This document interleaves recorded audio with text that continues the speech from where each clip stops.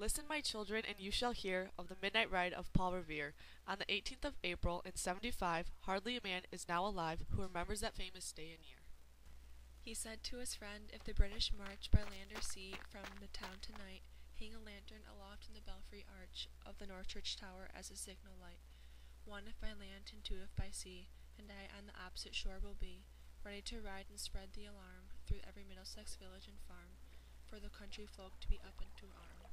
Then he said good night, and with muffled oar silently rowed to the Charleston shore, just as the moon rose over the bay, where swinging wide at her moorings lay the Somerset British man-of-war, a phantom ship, with each mast and spar across the moon like a prison bar,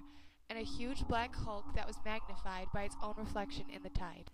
Meanwhile his friend through alley and street wanders and watches with eager ears, till in the silence around him he hears the muster of men at the barrack door, the sound of arms and the tramp of feet, and the measured tread of the grenadiers marching down to their boats on the shore. Then he climbed the tower of the old North Church by the wooden stairs with stealthy tread, to the belfry chamber overhead, and started the pigeons from their perch on the sombre rafters that round him made masses and moving shapes of shade. By the trembling ladder steep and tall, to the highest window in the wall, where he paused to listen and look down a moment on the roofs of the town, and the moonlight flowing over all. Beneath in the churchyard lay the dead, in their night encampment on the hill, wrapped in silence so deep and still, that he could hear, like a sentinel's tread, the watchful night wind as it went, creeping along from tent to tent, and seeming to whisper, all is well.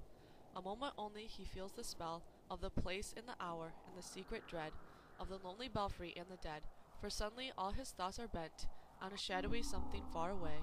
where the river winds to meet the bay, a line of black that bends and floats on the rising tide like a bridge of boats.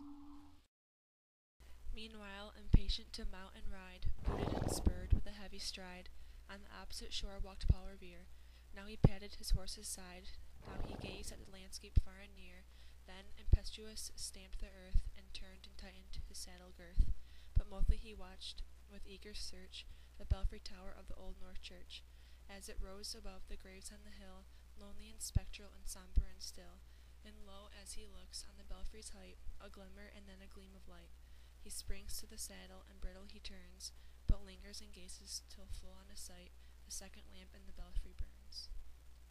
A hurry of hoofs in a village street, a shape in the moonlight, a bulk in the dark, and beneath from the pebbles, in passing, a spark, struck out by a steed flying fearless and fleet. That was all, and yet, through the gloom and the light, the fate of a nation was riding that night, and the spark struck out by that steed in his flight kindled the land into flame with its heat.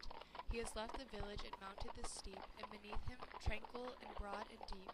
is the mystic, meeting the ocean tides, and under the alders that skirt its edge, now soft on the sand, now loud on the ledge, is heard the tramp of his steed as he rides. It was 12 by the village clock when he crossed the bridge into Medford town. He heard the crowing of the cock and the barking of the farmer's dog, and he felt the damp of the river fog that rises after the sun goes down. It was 1 by the village clock when he galloped into Lexington. He saw the gilded weathercock swim in the moonlight as he passed, and the meeting-house windows, black and bare, gazed at him with a spectral glare, as if they already stood aghast at the bloody work they would look upon.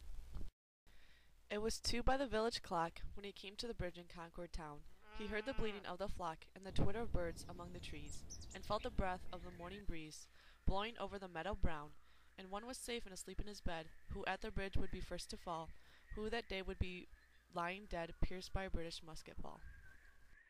You know the rest in the books you have read, how the British regulars flared and fled,